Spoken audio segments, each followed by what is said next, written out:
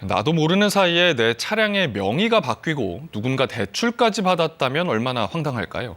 20여 명의 피해자가 이 같은 일을 겪었는데 피해자들에게 접근한 중고차 매매업자가 유력한 용의자로 입건됐습니다. 송국회 기자가 취재했습니다. 차량 등록 사업소 내부에서 남성들이 고성을 지릅니다. 자신이 몰고 있는 차량이 영문도 모른 채 명의가 뒤바뀌었다며 항의 방문한 겁니다. 이들은 최근 몇 달 새 자신들의 차량 명의가 알지도 못하는 제3자의 이름으로 여러 차례 바뀌는 황당한 일을 겪었습니다. 이 때문에 보험회사로부터 자동차 보험 갱신을 거절당하기도 했습니다. 연장을 하려고 그랬더니 연장이 안 되더라고요. 명의자가 아니니까. 그래서 지금 차를 운영도 못하고 있고. 일부 피해자는 자신의 차량을 담보로 수천만 원이 대출되기도 했습니다. 너무 황당스럽죠. 그리고 이 등록 사업소가 이 일을 했다라는 거에 대해서 너무 화가 났습니다, 정말. 지금까지 알려진 자동차 판매 대출 피해자만 20여 명. 이들은 모두 최근 온라인 중고거래 사이트에 중고차 판매글을 올렸다 이 같은 일을 당했습니다. 중고차 매매 업체가 차량 구매 의사를 밝힌 뒤 계약금만 주고 자동차 등록증을 받아갔는데 그 이후 이 같은 일을 겪었다며 경찰에 고소장을 제출했습니다. 경찰은 차량 등록증에 있는 차량과 개인정보를 이용해 허위로 명의 이전을 하고 대출까지 받은 것으로 보고 중고차 매매업자를 사기 혐의 등으로 입건했습니다. 경찰은 피해자와 매매업자를 불러 범행 수법과 공범 여부 등을 조사할 예정입니다. KBS 뉴스 송국혜입니다.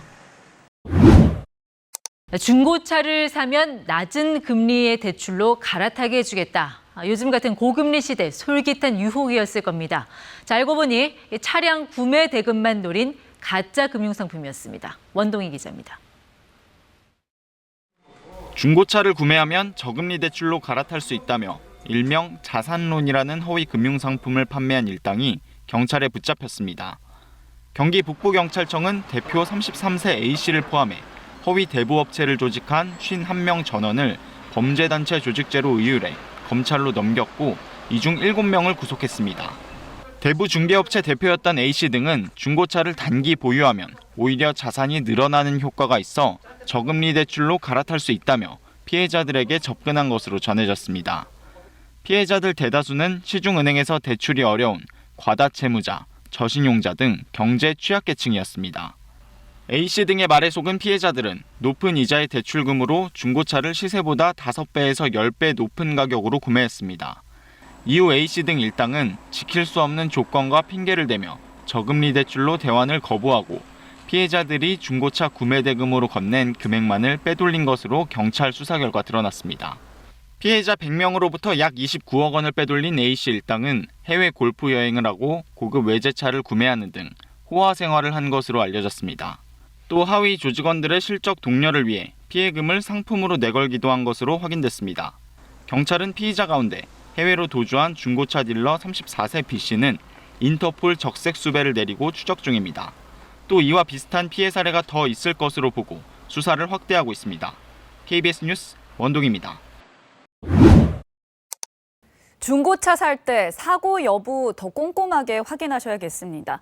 한 소비자가 무사고라는 성능 점검 기록부를 믿고 중고차를 구입했는데 알고 보니 수리 내역만 30개가 넘는 차량이었습니다. 엉터리 점검인데 이를 처벌할 방법도 없는 게 현실입니다. 황현규 기자가 취재했습니다. 지난해 6월 최 모 씨는 3천만 원을 주고 카니발 중고차를 샀습니다. 차량을 사기 전 중고차 성능 상태 점검 기록부를 봤는데 사고 이력이 없는 무사고 차량이었습니다. 그런데 6달 뒤 정비소를 찾았다가 이런 말을 들었습니다. 차 문이 흔들리는 소리가 나서 수리하러 갔는데 이제 이건 사고 때문에 그런 거다. 아 나도 속았구나라는 기분이 좀 들고. 최 씨가 뒤늦게 보험사고 이력을 확인하자 수리 내역이 30곳이 넘었습니다. 뒤 범퍼부터 뒤 휀다, 그 뒤 슬라이딩 도어, 그다음에 앞쪽 도어까지 그 충격이 이어진 걸로 봐서는 사고가 굉장히 큰 사고예요. 최 씨 차량을 점검한 성능 점검자와 통화를 해봤습니다. 처음엔 무사고 차량이 맞다고 했지만 수리 내역을 언급하자 짧은 시간의 성능 점검으론 사고를 정확하게 파악하는 건 어렵다며 부실 점검을 사실상 인정했습니다. 하지만 이 성능 점검자를 처벌하긴 어렵습니다. 현행법상 정비업자가 아닌 성능 점검만을 하는 사람은 처벌할 규정이 없는데 최 씨 차량을 점검한 사람이 이 경우에 해당하기 때문입니다. 이들도 처벌할 수 있도록 하는 법안은 국회에 계류 중입니다.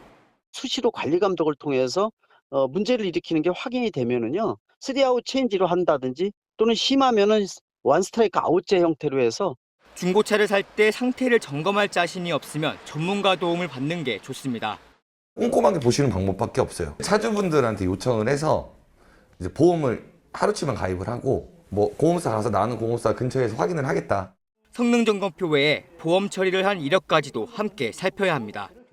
KBS 뉴스 황영규입니다.